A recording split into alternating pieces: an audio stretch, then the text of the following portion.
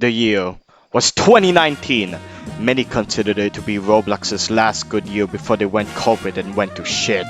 This is sarcasm. Many iconic and popular Roblox games stem from this era, and you'd be surprised by how many.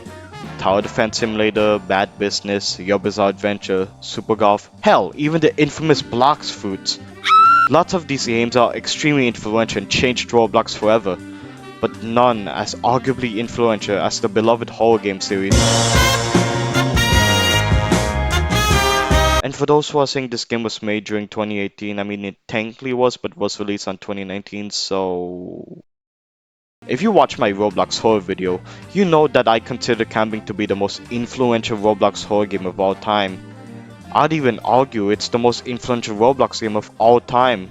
It changed the whole horror genre for better or for worse, as it invented an entire subgenre throughout Roblox, eventually making the entire story game saga of the early 2020s. It blew up like crazy by the time it was released. It was revolutionary because of its unique narrative structure never seen in anything ever.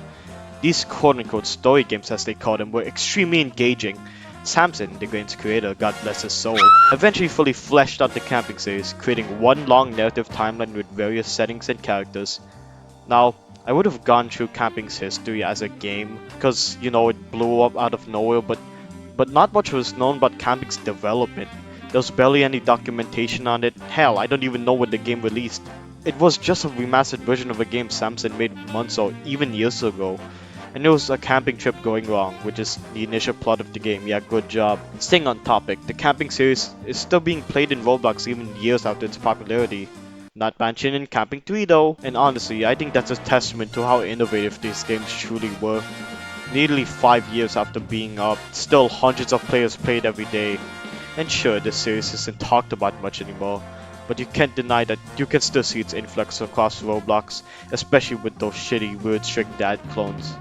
And to be completely fair, during the game's popularity, I loved this.